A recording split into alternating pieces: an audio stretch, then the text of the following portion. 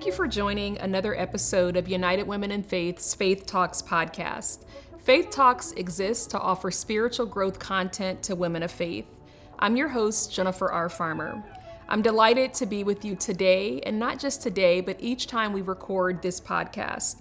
Now, if you haven't already subscribed, please be sure to do so, and you'll be notified whenever we post new content.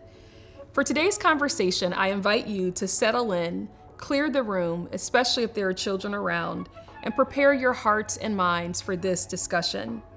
In full transparency, today's conversation will probably be the most difficult that I've held as the host of this podcast. And as you know, we've been producing Faith Talks for 5 years. Today we'll discuss human trafficking. And human trafficking is the exploitation of a person's labor through coercion, power, control. It includes sexual exploitation as well as labor exploitation. Now, I acknowledge that conversations such as this can be triggering. Please do not feel that you have to listen from start to finish in one sitting. And also, please understand that you can do whatever you need to do to take care of yourself in this moment. Now, if you're a regular listener of the Faith Talks podcast, you understand that this episode is a little bit different. Typically, when we join together, we're recording via Zoom. Given the seriousness of this topic and the nature of this conversation, I wanted to interview my guest in person. Now, because I'm based in the Central Ohio region, I reached out to organizations in this region who are doing the work to support survivors of human trafficking, but also to build a stronger community. And so I'm delighted to have them with me. Now, I wanted to let you know that our intention in having this conversation is to raise awareness, but also to provide concrete ways that we can support women, children, and youth in our communities. Now, you may ask, why focus on human trafficking? There's so many other issues in our community. Why this? I want you to know that the U.S. State Department notes that there are 27.6 million victims of human trafficking worldwide at any given time. It's happening under our noses with all people of all ages, of all backgrounds, of all nationalities being vulnerable to trafficking. Now, this is not an issue that many people rush to engage in. It's painful, it's triggering, and most people feel like the solution is not quick and easy. Aside from that, people may feel like this problem is simply too big and that there are no solutions. But with millions of people being harmed by this horrific evil, more people must engage.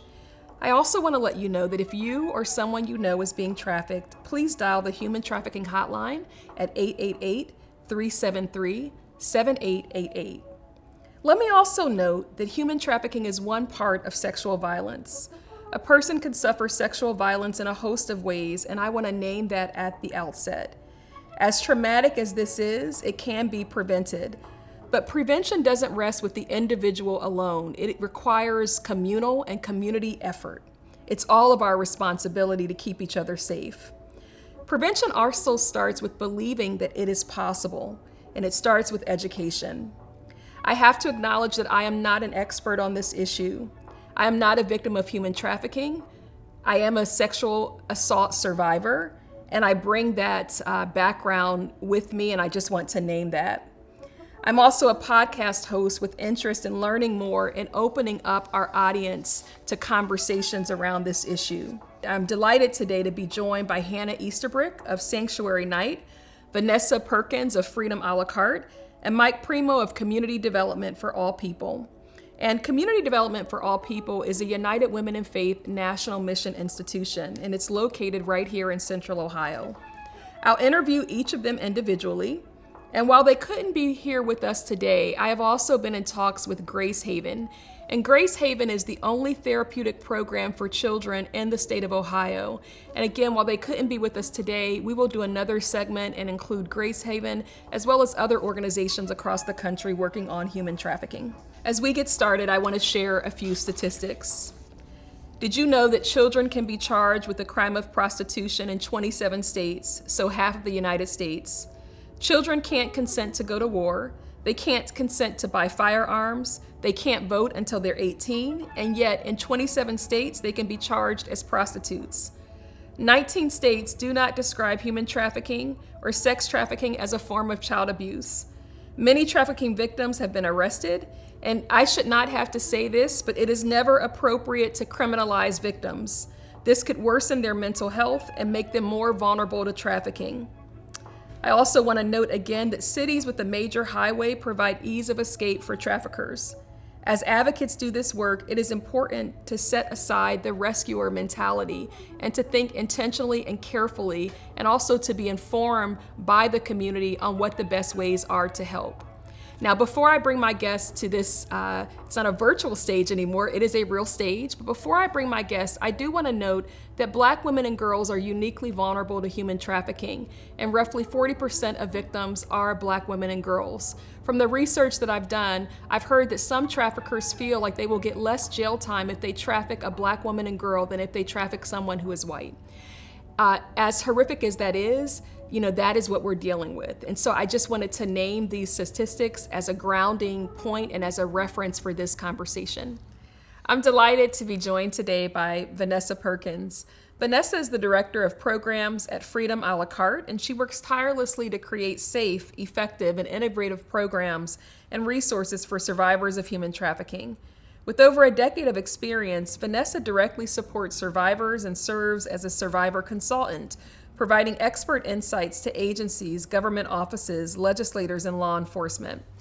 Previously, Vanessa managed workforce development programs and empowering survivors to lead self-sufficient lives.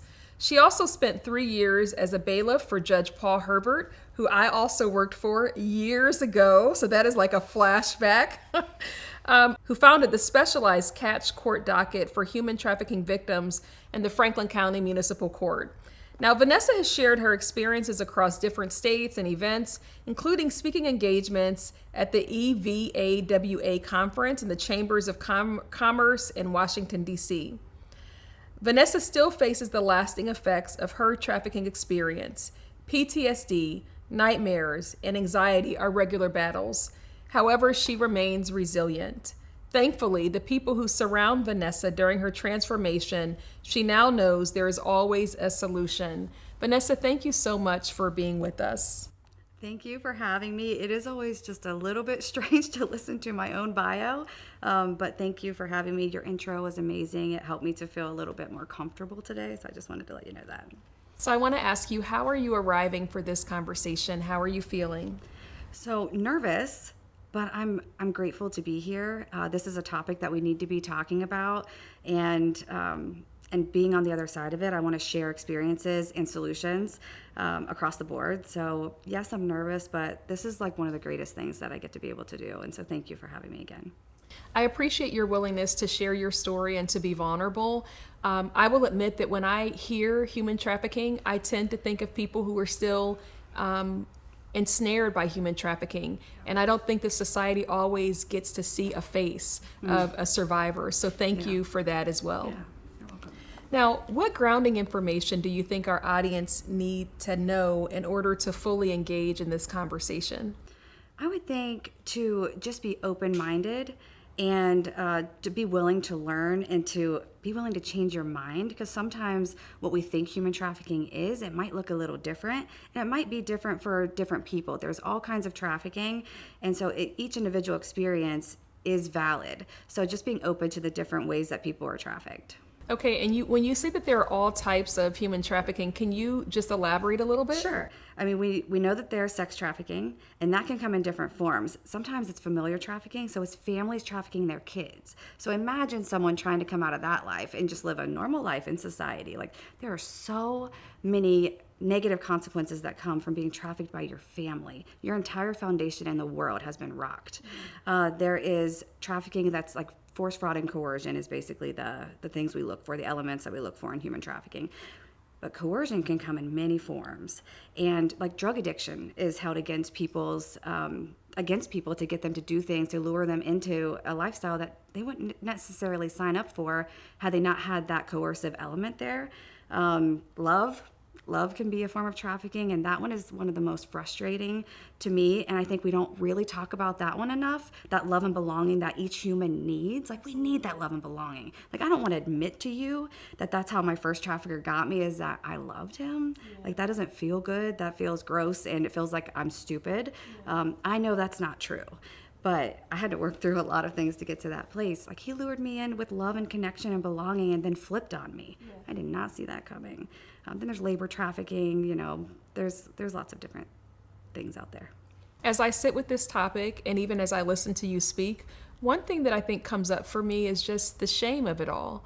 And, I feel like there's something about human beings that even before we know how to communicate, we know what it feels like to be ashamed and to feel like I can't tell my story. I don't want people to know. And when you were talking about love and being trafficked because of this valid need to be accepted, to be loved, to be wanted, and then to have the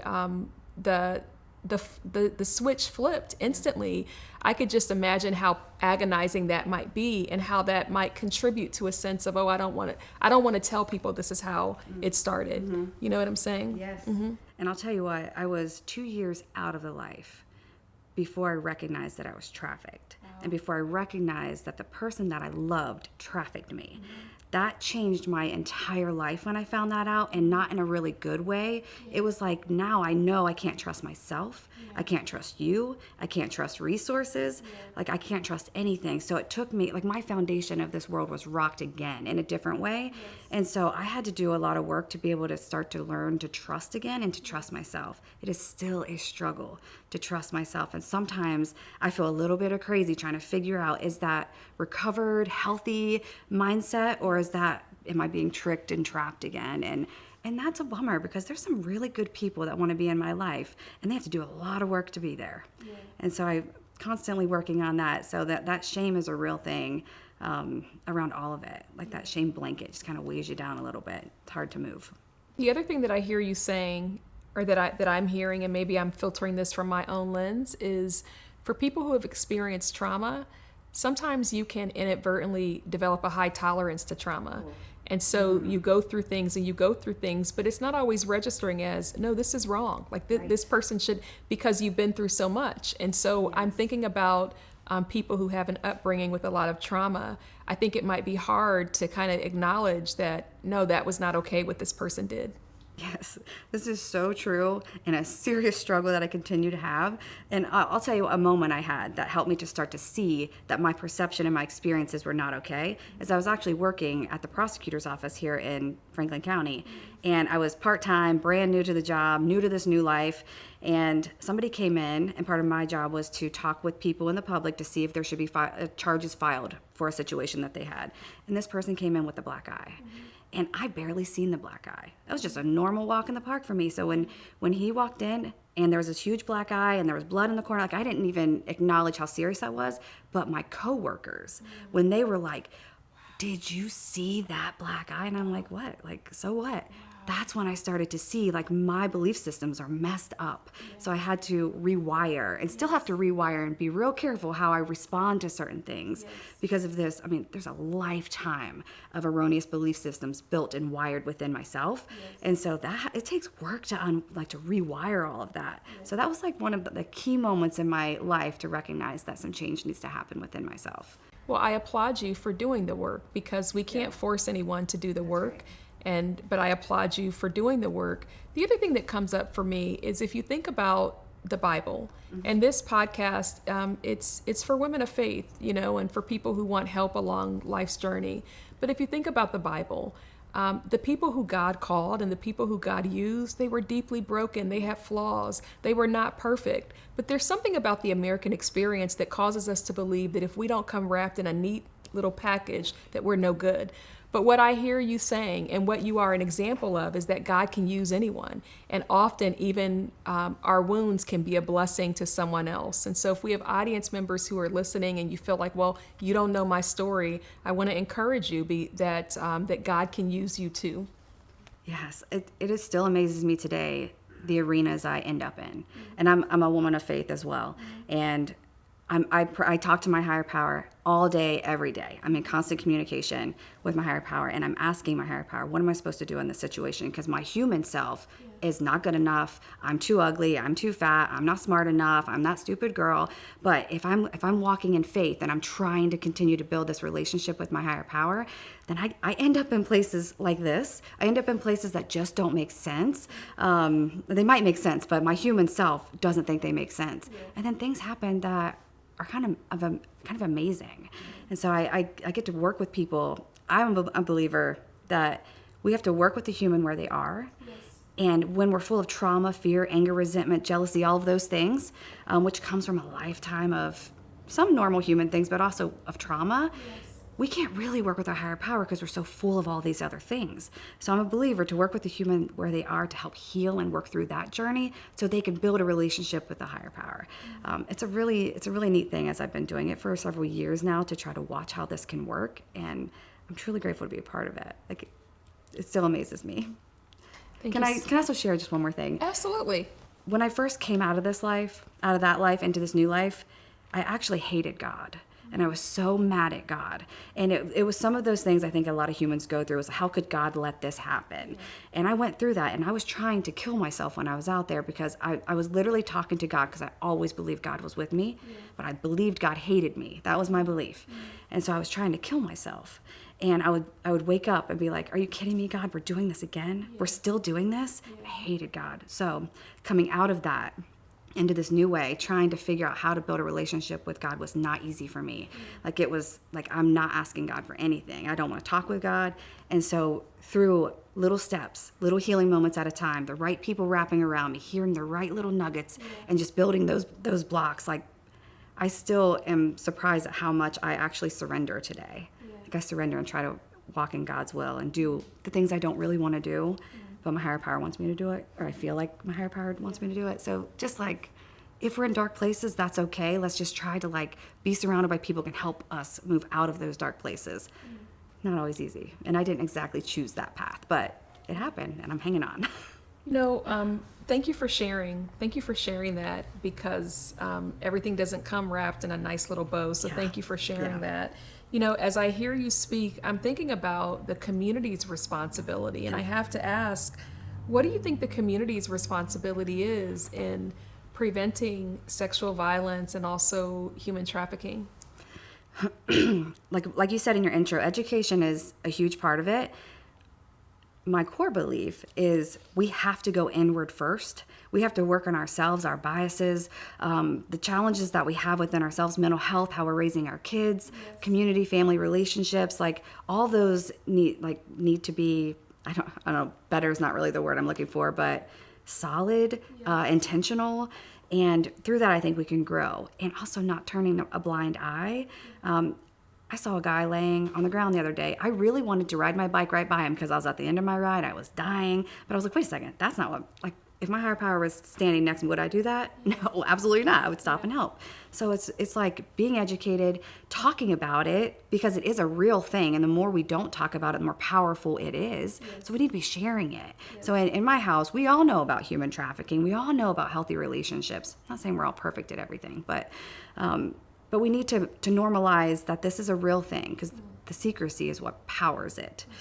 So we want to make sure that we continue to be engaged with this, even though it's gross and ugly and uncomfortable and the solution seems challenging. I appreciate that, because if you don't talk about it, then, it's in dialogue where you learn what's appropriate sometimes and what's not. So I appreciate that, underscoring that. Now, can you tell us a little bit about Freedom a la carte? Yes. Yeah. So Freedom a la carte is a nonprofit social enterprise right here in Columbus. And it originated by a need in the catch court docket that specialized. Well, it's amazing that you worked for Judge Herbert. I think I'm going to have to tell you that story. I can't wait. I'm going to be talking with him soon, so I would love to. I don't know if he will remember me, but he probably will. He's like that. So there was a need in catch court that there was like a really long court sessions, because catch court was new, so everybody was just trying to figure out how to work this thing. And so really long court sessions, so starving people. So there was a need for food. So Freedom a la carte was called DOMA at the time, was going to catch court and like providing food to people in the court docket. And with that, it was noticed that that's how people were building relationships, was breaking bread. It's like an old school. We know breaking bread is where it's at. And so that was part of it. And then we realized mentorships are needed. And then like, okay, now there's a gap in workforce. So now let's build this. It was a food cart at the time, and employ some people and help to put something on their resume, help them to learn some skills that they haven't had in many years. I joke all the time, like, my trafficker didn't teach me how to work a computer. I wasn't in there learning workforce development skills while I was being trafficked. So there's a real need for an understanding, non-judgmental, trauma-competent space, loving and kind, to help someone to heal. When I go into work and I'm on survival mode, healing's not an option. Absolutely. So we wanted to create a space. Well, they created a space. I was a part of I was a recipient of that at the time, which has changed my life. And so I actually still use the resume, the template that Freedom a la carte wrote for me when I was moving on from Freedom a la carte. So it's updated and all that now, but they're just game changers. We are just game changers. So at that point in time, we're a food cart, got rid of that, became a catering business. And so now we're a cafe. We're a brick and mortar down on Spring. So 123 East Spring Street is Freedom a la carte. So when you walk in the door, it's just a normal cafe, amazing food, amazing coffee. And merch. And merchandise. Great gear. I Yes. really contemplated wearing it today. Yes. But I was like, this is just going to be heads up. So I just want my earrings to shine today. And they're great earrings, by the way. Thank you. So when you walk into Freedom, the idea is that you're not going to know who's a survivor and who's not, because both are employed. People who are not survivors of human trafficking and people who are. We want to keep the autonomy of people. They get to choose when they share. And so, and upstairs is where we do workforce development things, butterfly services. So those are people that are in our long-term butterfly continuum of care is what we call it. So basically, if you're a butterfly, you get to be a butterfly for life until you say you don't want to be. And we just provide things, kind of like case management type of things, but some of it's just, we just need to have a good time. Yeah. So let's make some outings. Let's bring some food. Got to bring the food. I just love it. Yeah, and then just all the other resources. Each individual has their own barriers. Yes. So the idea is to meet this individual where they are. What barriers do they have that are keeping them from where they're trying to go? Yes. And let's get with them and knock those barriers down together, ideally empowering them to be able to knock them down and learn what they need to learn and move on. And then just to help them on their path of self-sufficiency and happiness, So our audience, when we talk about different issues, our audience, they have a couple questions. And one of their questions is, what can we do to help? Yeah. And by the way, United Women in Faith has 300,000 members across the country. And so the listeners for this podcast, they're all over the United States. They're also abroad. We have people who listen regularly. If a listener is saying, okay, this is great, I'm very happy to be able to hear Vanessa's story, to hear about her work, what can I do? Yeah. What would you share? So, obviously there's the donation route. If somebody wants to send donations, that's where I'm thinking about people who are further away, who can't come and volunteer, because we have a lot of volunteer opportunities at Freedom a la carte. We do different kind of fundraisers. We have one at the end of the year, the holiday, what's called Cause Cookies, where there are 50,000 cookies being made. And so we need people to come and scoop them and box them. And it's like a joyous kind of activity for people that you can do with a team. We need volunteers to come in and do our collectives for us. So it's people educating the people that are in our workforce development program on a certain thing that they're gifted at. So it could be communication, it could be interview skills, mock interviews, networking, whatever it is that a team wants to come in and just share with our workforce development people. We need volunteers for that. Any other volunteer thing that you can think of around a nonprofit, we need that, those types of things. So the way that you can do it is you can reach out to me, or you can reach out to Katie as our engagement management. And so it's really just katie@freedomalacarte.org. But the spelling of Freedom a la carte is a little bit different. So yes, I know, because I sent an email and then it bounced back. Yeah. So is you there put an E on there? I did. Yeah. Is there anything that I didn't ask that you wanted to bring to today's conversation? Well, I don't know if there's anything extra. Just knowing that this happens everywhere all the time, and that if somebody's listening today who's realizing that maybe they had been trafficked, then there are resources for that today. You can call that hotline. If you're in Columbus, you can call us regardless, or email us, and we can help connect you to people in your area that can help you with that. It was a huge epiphany and groundbreaking thing when I realized that I'd been trafficked. I knew bad things happened to me. Yes. I didn't understand all the deep darkness that comes with being trafficked. So you're not alone. It was not okay. You are not crazy. Give us a call and we can talk through some of it if anybody is interested in that kind of thing.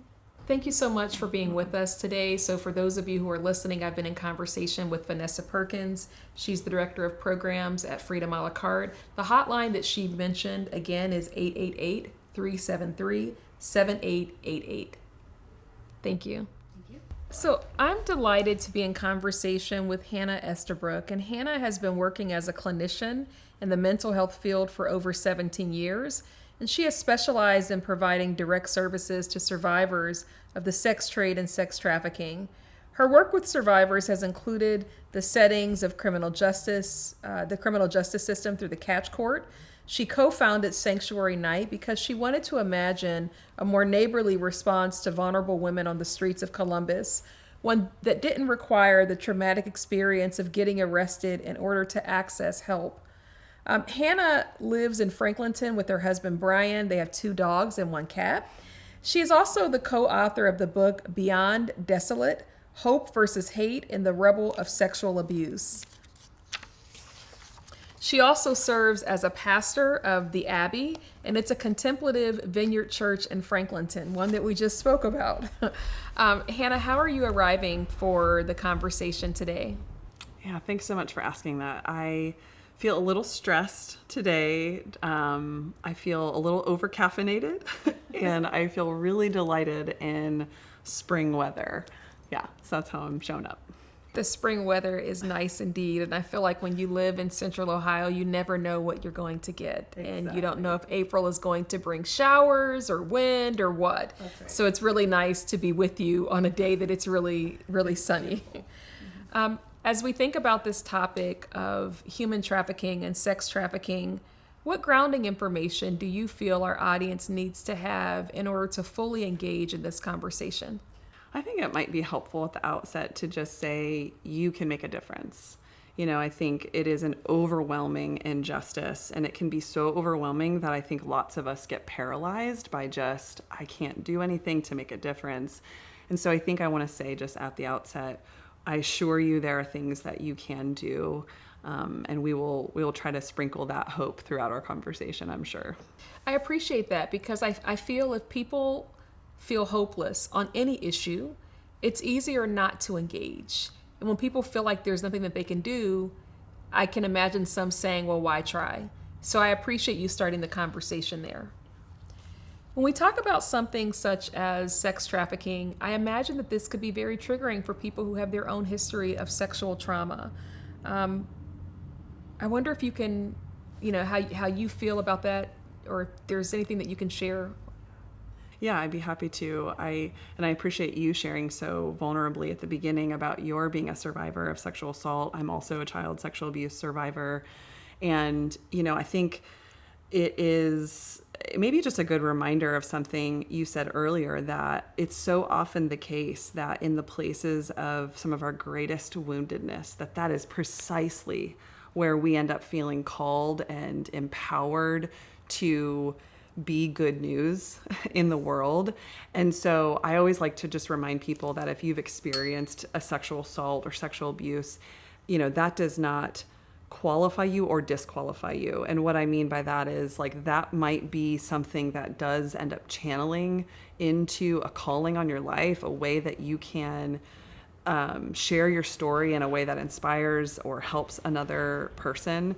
But to also remember that we can't heal by helping, I think we have to do some of our own healing work, whether that's with therapy or, other sort of resources that we need, and not just expect, if I go serve the world until I collapse, that's going to heal my trauma. Yeah. I can tell you from working in the trauma field for a while that might work for a minute, but it's not a good long-term plan. But, there is a temptation to do that. There is a temptation to feel like, okay, well, if I'm just around, or I can focus on everyone else, but I don't have to focus on myself. But the thing about trauma is I feel like it's at the door knocking, and some people can choose to work on it and other people don't. but time doesn't necessarily make it go away. And entering the helping profession also does not necessarily help your wounds without that work. That's right. And I think it's a good reminder, that, sexual trauma takes so much from us. It robs us of so much. And I think one of the things it can take is our sense of, I have anything of value. I have anything to contribute. It takes us out from sometimes our calling as well. And so on the flip side, just being able to recognize that one way to sort of reclaim, your power is to say like, no, I can make a difference. And so I think there is a tension there that each person, each survivor has to sit with. As I was preparing for today's conversation, I was listening to a YouTube video, and it was produced by a police department, possibly in Pennsylvania. And I heard a detective say something that I found to be so profound. I believe she was a detective. But she said that when you've been a victim of sex trafficking or when you've been a victim of any kind of sexual assault, your body is the scene of the crime. Your body is the place where it happens, and you take that body with you everywhere you go. And I say that as just a reminder of the importance of doing the healing work, so that as you're moving through life and moving through different experiences, that you have been tended to. That's right. That's beautifully said. So what do you think that people need to know, or what else do you think that people need to know about sex trafficking? Yeah. I think there's so much I could say there. I want lots of people to know. Yeah. I want people to know lots of things, but I will say, it's important to kind of know on one hand how pervasive it is. It certainly is something that happens in urban areas, in suburban areas, in rural areas that, it happens in your own proverbial backyard. And yet, I also think that sometimes with media, it's been sort of sensationalized to be, we think about it as like, it's everywhere, it's in my backyard. And so then we don't leave, for example, the suburbs to what like Brian Stevenson would say of getting proximate. Yes. Like there are actually significant risk factors that make sex trafficking specifically more likely. So it's not that it doesn't happen in those, suburban or rural areas, but there are some things to consider as it relates to, areas where there's poverty and that are, at the intersection of lots of other kinds of injustice. Absolutely. That's where we're going to find the majority of sex trafficking. So I want to take a departure because you mentioned Brian Stevenson. So I'm just going to turn down a different lane. When I think about Brian Stevenson, he's someone who's given his entire life for the cause of justice. Yeah. And I imagine that, he's someone who inspires me when I think about the work that I do, And I'm wondering, as you think about the work that you do in bringing hope and healing, are there people who inspire you and who you look to and say, okay, we need more people like that? Yeah. Or what would this person do? And if so, would you be willing to share one or two of those individuals? Yeah, thank you for that question. First of all, I will say, since I just mentioned intersectionality, I want to give credit where credit's due. Kimberly Crenshaw obviously should be appropriately credited with sort of talking about that. So she's somebody that her leadership is one I want to follow as we think about injustice, because in any kind of injustice doesn't happen in a silo. It's happening sort of at intersections, and we need to be aware of that. Somebody else that actually really inspires me is Father Greg Boyle. In LA, he's a Jesuit priest who is the founder of Homeboy Industries, which is the largest and most successful gang intervention program. And if any of your listeners haven't, I would highly recommend all of his books. I think that he has helped people broadly, but I would say Christians, the church, view gang members through redemptive eyes. I think he's really helped cast vision for individuals on the margins who are not understood, who are not seen. And I feel similarly about people who end up in street-based sex work. I want to have redemptive vision for those individuals. What does it mean to see their beauty, not just their brokenness? And I really appreciate Father Greg Boyles for that work. Thank you. We'll be sure that we link Father Boyle's information, and also Kimberly Crenshaw, Dr. Kimberly Crenshaw, and we'll even, link Brian Stevenson. So, we're having this conversation, and for some people, they may have heightened awareness as a result of listening to a program like this or other programs. Mm-hmm. What do you think a person should do if they're out in the community and they spot someone who they think may be trafficked? What do you think they should do? Yeah, I think I'm gonna highlight something that's already been mentioned a couple times, which is that we do have this national hotline. I always just simply say it as 888-3737-888 because that just helps me remember it, but I like the way you've said it too. And the reason I would point our listeners to that hotline is because it's actually just really hard to know what to do. And I want to honor that in a moment. If you're driving down a street and you see something that concerns you, or if you're walking around a mall and you see something that concerns you, like, you might be paralyzed, right, by like the concern, the question. You also might be impacted by implicit bias, and make some assumptions that are incorrect. And so you never really know. And so the value of calling a hotline and allowing sort of an expert either guide you, make a recommendation, make a referral to an appropriate resource or to law enforcement, I think is probably the best thing that for the majority of people that's what they should do, because you never know. You could, if you try to intervene, you could put somebody in an increasingly dangerous situation. And someone new or someone coming to this work or coming to advocacy in this area, they may think, okay, well, I have to do something and I have to act right now. That's right. And that can actually be counterproductive, and it can be quite dangerous. So I appreciate lifting up the hotline. Absolutely. What do you think makes a person vulnerable to trafficking? Yeah, well, to come back to Dr. Crenshaw's work, I always think about it as push and pull factors. Sure. And so I think some of the push factors are, I think poverty is one of the biggest ones. I think that puts somebody in a situation to be more likely or more desperate for, I just need to get some money, or I need to get my, basic needs met, or I need to feed my kids, or whatever it is. And so somebody who can provide a job, as exploitive as it might end up being, might seem like a really good solution at that time. And that, it makes sense. I also think people who have experienced, early child sexual abuse and sexual trauma, and really any kind of, those ACEs, the adverse childhood experiences, I think those can certainly be also risk factors. It's not like a one-to-one, a causation, but I do think it's a risk factor because many of us from a young age who have been sexually abused have this mindset of, I am dirty, I'm bad, I did something wrong. And so I think that is something that's easily exploited. Mm-hmm. And, I want to just share something really interesting, because I've been working with survivors now for over a decade. And a couple of times I have utilized a specific traumatic life events questionnaire. So it lists, it's not the ACE test, it's a different one. It lists about 26 different traumatic experiences, and it asks people, what have you experienced this? And if so, what was kind of your response to it?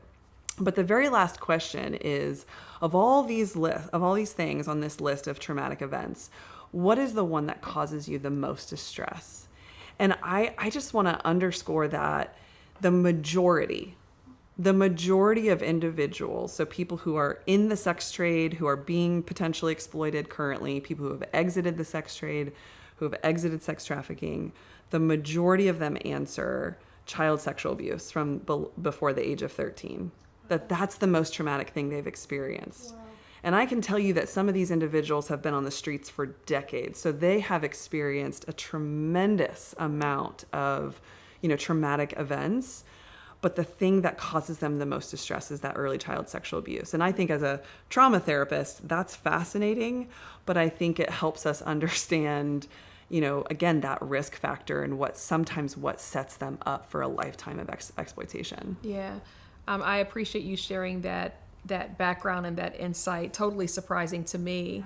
But what's interesting is when a person has been violated as a child, I think that person can also struggle with boundaries.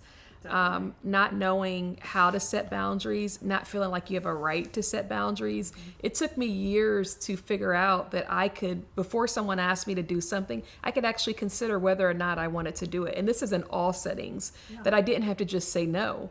But I was programmed to just say yes. Do you want to do this? Yes. Do you want to do this? Yes. And it took me a minute to realize, no, you can actually pause and think about whether or not you want to do it. You can listen to what comes up in your body, and you don't have to just be a yes person or do what people want you to do. So I feel like the boundaries piece, or one of the things that sexual abuse robs a person of, is boundaries and the ability to feel like they have a right to say what works and what doesn't work for them.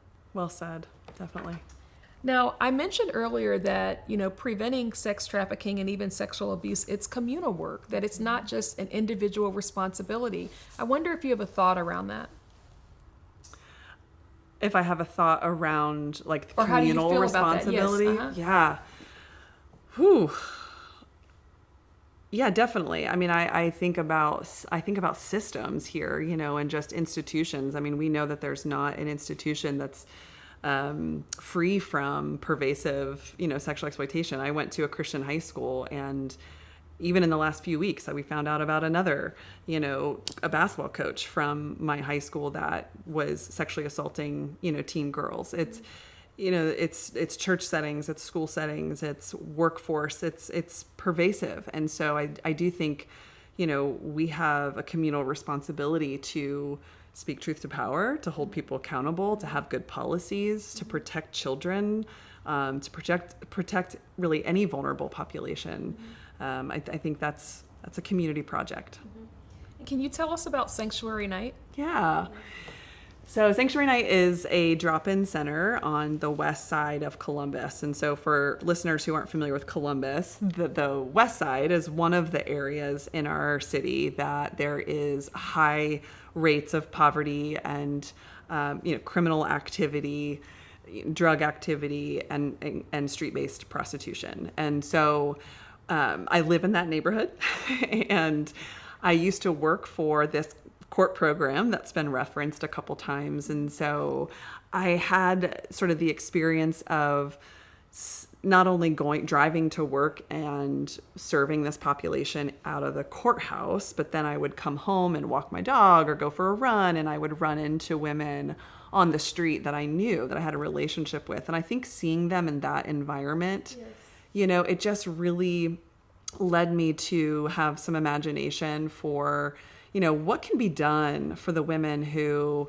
either A, aren't getting arrested, or B, they are not getting offered this court program once they do get arrested, or they just don't trust that system is actually going to help them.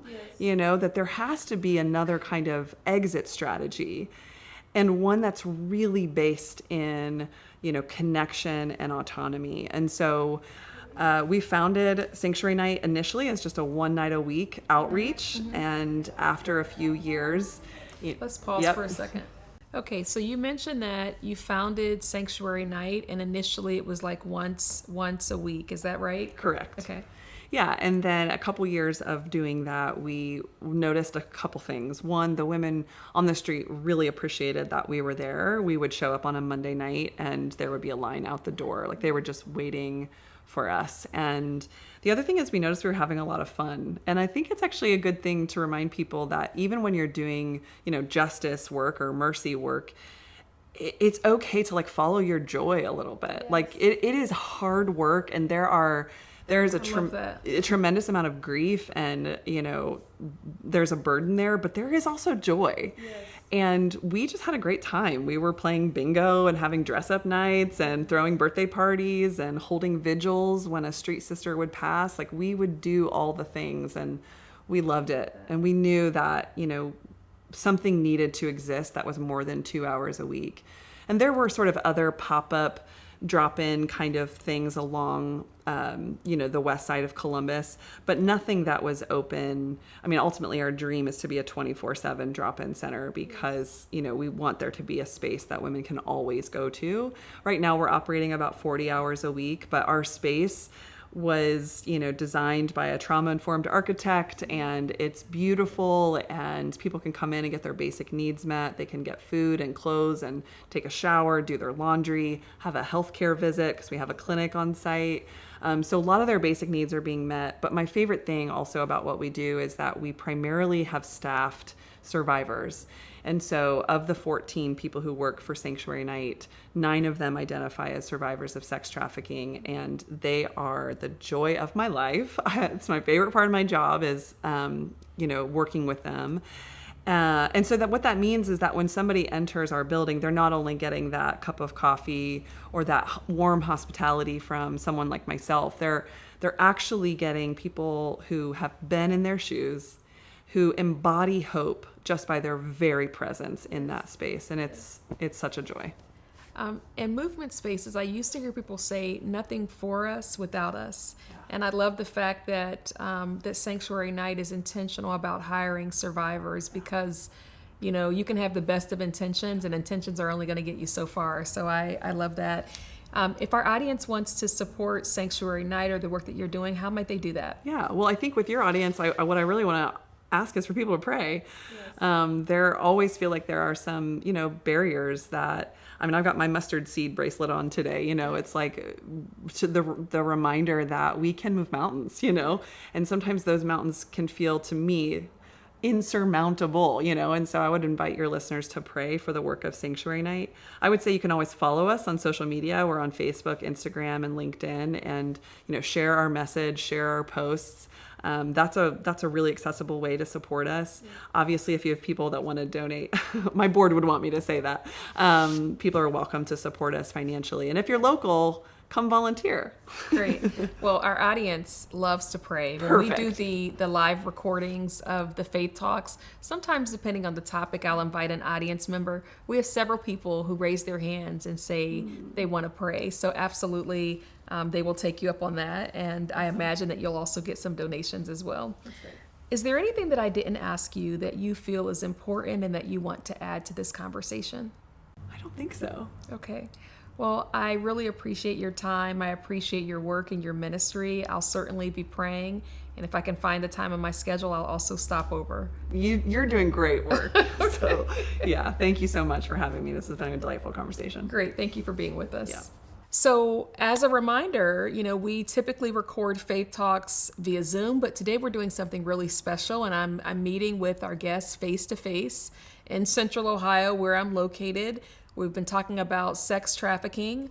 I'm delighted to be with Mike Premo today, and Mike Premo has over 20 years of leadership experience in both the public and private sector, having served as the Chief of Staff at the New Jersey Department of the Public Advocate and at the Ohio Senate Democratic Caucus. I also worked at the Ohio Senate Democratic Caucus years ago.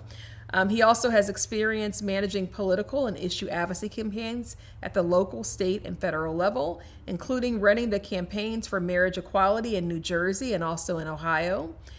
He joined CD4AP, which is the Community Development for All People, in 2018. And then he became the executive director. But before he became the executive director, he was the director of engagement. Now, Mike helped create several new initiatives at Community Development for All People, including the ID for All People program, which helps Columbus residents secure their birth certificates and state ID cards, which we know are critical, especially if you plan to vote. He also launched the Avenue for All Festival, which sounds really exciting, and it celebrates Parsons Avenue as a place for the community to come together. And also the Southside Cafe. Again, I'm getting hungry just listening to this. Now, Community Development for All People's social enterprise coffee shop, and it provides good paying jobs, community space, and great coffee. So again, that's the Southside Cafe. Mike has a bachelor's degree in political science from Montclair State University. He also holds a master's degree in social justice from the Methodist Theological School in Ohio. He has lived on the South Side since 2014. He's also a member of the United Methodist Church for All People. Mike, thank you so much for being with us today. Thanks for having me. This is great. I want to ask, how are you arriving for our conversation? So I have two parts. The first is I have to say I'm a little intimidated after following Vanessa and Hannah. It's kind of like taking the stage after Taylor Swift and Beyonce perform, but I'm going to do my best. But mostly I'm just excited because any chance I have to talk about church and community development for all people and the work that we do it's my favorite part of my job. So very excited to be here. And excited to be doing this on the South Side too. Absolutely. So your location, the church and community development for all people, not too far, and the studio is also on the South Side. And for your viewers, listeners who aren't familiar with Columbus, South Side is definitely the best side of Columbus. So I live on the North Side, but we're gonna let that fly today. Agree to disagree. Okay, so for our listeners who may be unaware, can you tell us a little bit about what community development for all people is? Sure. And I'm going to take us back a little bit because the history is really important. So the year was 1999, and a group of United Methodist congregations led by the district superintendent at the time, Reverend John Edgar, decided to open a free store on Parsons Avenue, which in the South Side is an area that has traditionally experienced a lot of poverty and disinvestment. So the idea was open up a store where everything was free and anybody could shop there. So, and then have these congregations donate their gently used clothing and household items to distribute at the store, and then follow their donations and volunteer. Okay. So we opened the store. It was immediately a huge success. Who knew that a store where everything was free would be popular? But it was. But we also saw this really amazing coming together of people from vastly different backgrounds and experiences. So somebody had the bright idea that we should start a church. And so the United Methodist Church for All People was founded in 2002. And then a year later, the Community Development for All People was founded, the nonprofit that is wholly owned by the United Methodist Church for All People. So that's how we got here. And then over the years, the free store is still in operation. We see about 20,000 people a year through there.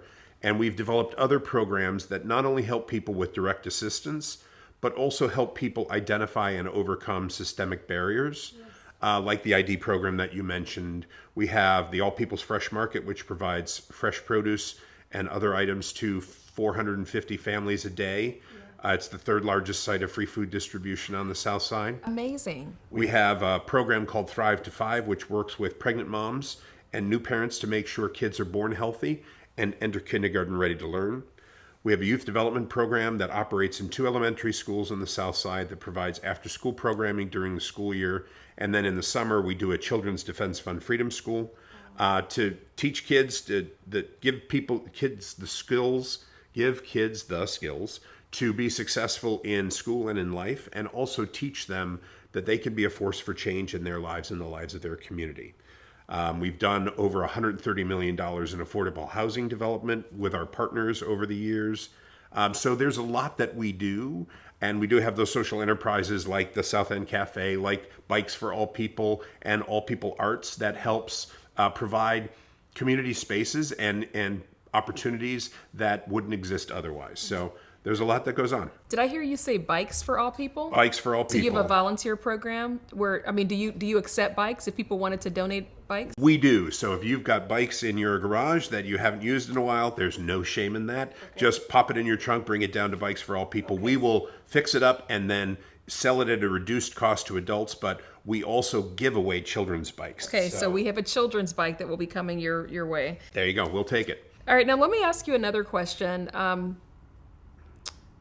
It's a comment. I believe that the church should not just be inside the walls of the congregation, but the church should go out in the community. Mm-hmm. And what you're describing is a congregation and a church that lives that in every sense of the word, including where you're planted on the south side of Columbus. I wonder if you could say a little bit about that. Sure. We are a church doing what a church is supposed to be doing, engaging with the community and providing that level of a place where people can feel love and respect and feel safe, regardless of their background or experience. So we don't have a litmus test for any of our programming. We have people who come to us through the programming and then become members of the church, which is a beautiful thing. Our church is actually growing and thriving in a time when many churches are declining and dying. So because of our willingness to go out into the community and connect with people where they are, accept them for who they are, and love on them. At the beginning of every worship service, we say, we give our love to everyone, no matter who they are or what they have done. And I really do think we mean that. And we prove it every day by the way that we engage with the community. What does it look like to accept people where they are? It can be challenging. Our inside joke is that all people don't always like all people. So and if you're dealing with people experiencing trauma or mental health issues or addiction issues or poverty, which itself is traumatic, sexual abuse, sexual trafficking, folks have a lot of hurt. And as we know, hurt people hurt people. But if we're able to provide a safe environment where people can come in, be accepted for who they are, not judged for anything in their past, and allowed to be part of a community that's loving and supporting, we start to see the walls come down. I can tell you story after story of somebody who's come to us, they didn't know us, they just show up at our door, and they're a pretty rough customer. Their fight or flight reflex is really strong. They may not exactly work in the most respectful way sometimes. They may use some foul language, but over the years, the time that we've engaged with them, they become thriving members of our community, either volunteers in our programming or paid staff in our programming, because we know that every single person in our community has a role to play. Whether you're a returning citizen, whether you have an addiction or a mental health issue, whether you're LGBTQIA, whether you're a sexual abuse survivor, all people, we know that everybody who comes through our doors is broken. Every single one, including me. Our deaconess, Dr. Caitlin Hansen, likes to say that everybody who comes through our door is poor, and some people are so poor, all they have is money. And it's that value that we hold forward, that when people come into our space or onto our campus, they feel different. And it's something they want to be a part of. They feel that sense of community that people are so desperate for that they'll often engage in community that is toxic or harmful. So we like to provide an alternative to that where people can come in and be their authentic selves. I love all of this. I mean, give me the card. I mean, I love my church, and so I'm not going to leave my church. I'm not saying that, but come visit. But I'll come and visit. I love all of this. You know, I also feel like this is what church should be and what church should be doing. You mentioned a lot. What kind of work do you all have to do on yourselves to be able to see people where they are and to love people where they are and to accept ourselves? Because like you said, we all come with needing something. I belonged to a church years ago, and the motto was, where broken vessels are made new. And when I went into that church, I felt broken in so many areas. So let's just get back to this question. What kind of work do you all feel like you have to do on yourselves in order to be able to see people and to love them where they are? Yeah, that is because a great question. That's a big phrase, but it's very hard to do. So I wonder if you could just talk to me about that. Sure. And it's, first off, a lot of our staff come from the community, which is really helpful. So you don't have that permanent class of the helper versus the helped. It's people coming together as community members and helping each other. But it is really important, and we do a lot of work with our staff to recognize that we all have our brokenness, we all have our traumas, we all have our triggers. Right? And I've been doing this for a while, and I like to think I'm a pretty even keel guy, but there are some days where I'll be working with an individual and I'll be like, this person is getting on my last nerve, or this person is triggering something in me that they don't even realize that they're doing. So I can tag out if I need to, and I can say to somebody else, you know what, I'm going to have somebody else step in and help me out, right? So we are always encouraging our staff to do that. If you recognize how you feel, and that's the first step, is recognize how you're feeling in the space. So if you're like, I'm having a bad day, or I'm feeling triggered about something, or I got lots of pressures, like share that and get help, like ask for help, because it's really important. If you recognize how you're doing when somebody is being challenging because of their traumas, their experiences, then you are able to engage in a more authentic way. Even if it's just to say, you know what, I'm going to have somebody else come in and talk with you right now. We're going to get somebody who can help you. But in this moment, it can't be me, right? So we do provide a lot of training, both group training and one-on-one training for our staff to recognize where they're coming from. And also, we really encourage our staff to engage in therapy, counseling. We do things like Urban Zen, where we do movement poses for staff and community members. There are exercise courses where people can come in and get, feel in their bodies and energize themselves, because we know that self-care is really important. We know that time off is really important. So our organization offers a generous paid time off policy for staff so that they can get the rest that they need, because this work is really hard. Yes. But also, the one thing we also want our staff to recognize is there's incredible beauty in the work that we do. Like Friday afternoons, we have a partner church, Jerome United Methodist. They come down and they bring soup and sandwiches for the community.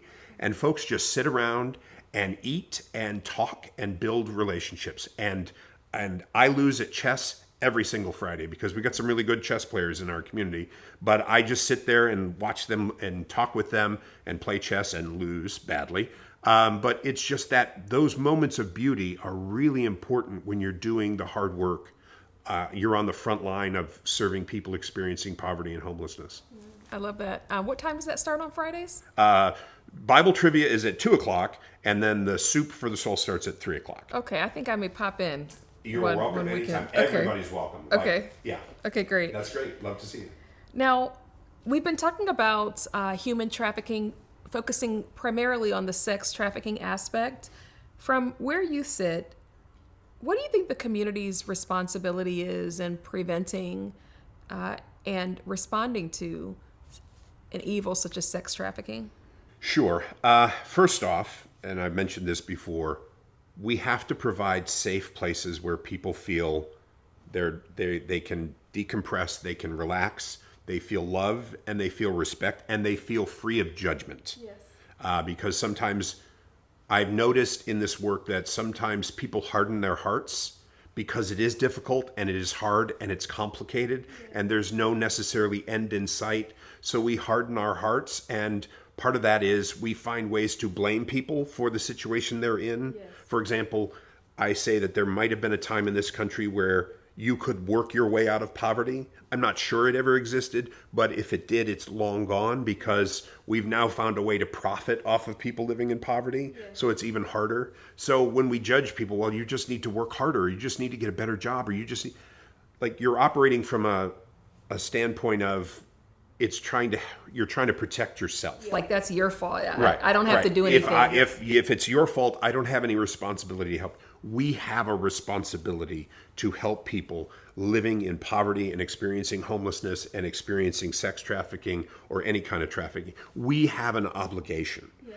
And if we can open our hearts and drop the judgment and fully embrace, I learn things from my community every day that I didn't know before. I grew up in the suburbs. I'm a middle-class white guy, cisgender white guy, so I have a ton of privilege in my life. Yeah. And I have learned so much by engaging with the community, listening to them, having the humility to say, I don't have all the answers, and I certainly don't understand everything that's going on. I'm just going to engage in the work and see what I can do. And it'll be clumsy sometimes, and I'll make mistakes, and but I'm trying. And we have so many folks in our community who are willing to do that work, to support people. And so I think we need more of that in our community. We need more empathy, more compassion, and more places where people can go and feel like they can be their authentic selves.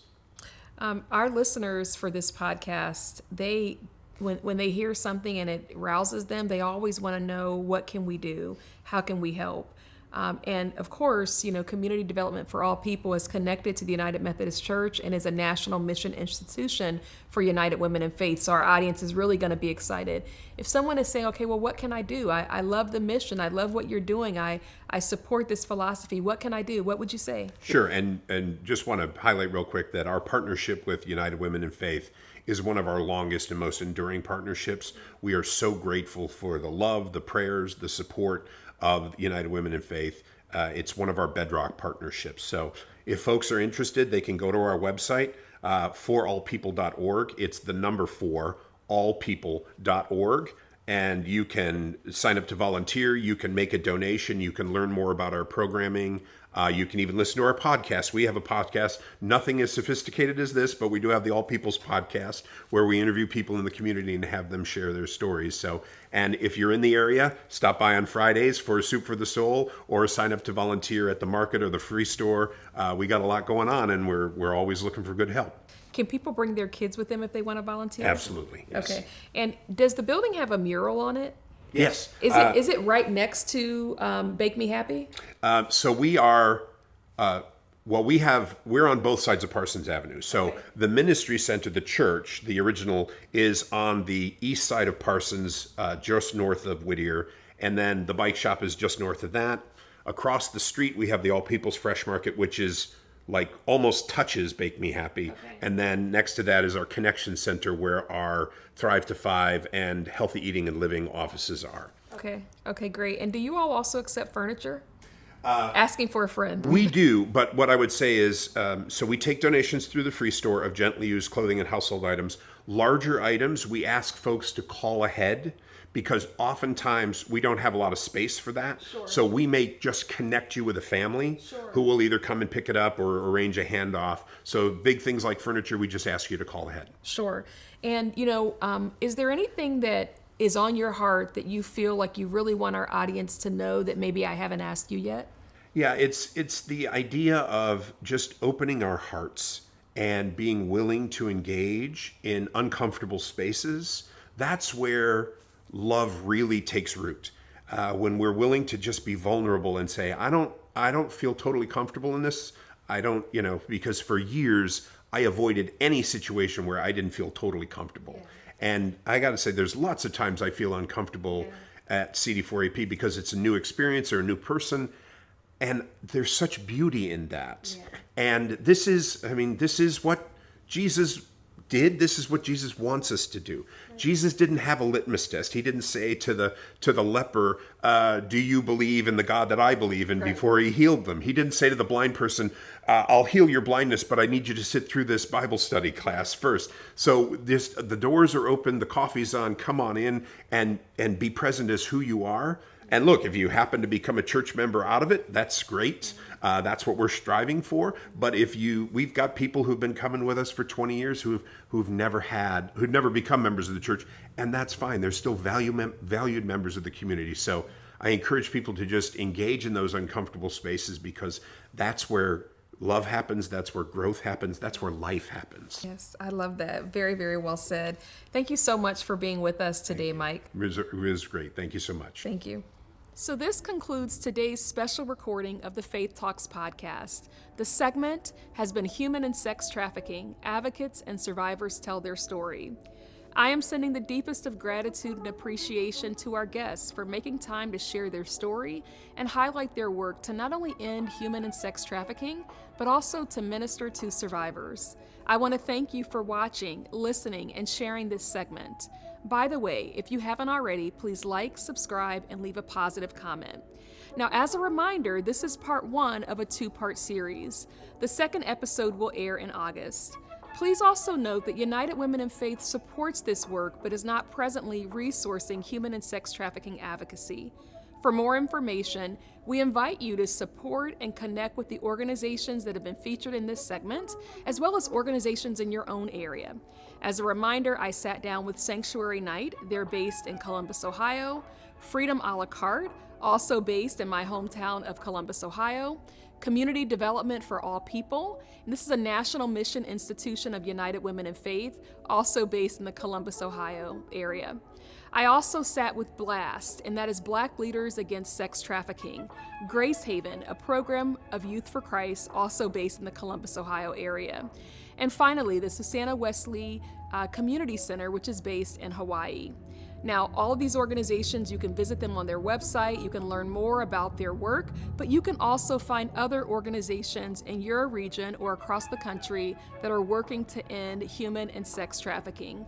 Thank you so much for listening. And by the way, did you know that you can be a part of what we're doing? That's right, you can join a live recording of this podcast. We typically record on the first and third Thursday of each month via Zoom. If you visit United Women in Faith's website at uwfaith.org, you may sign up. With that, take care, everyone, until next time.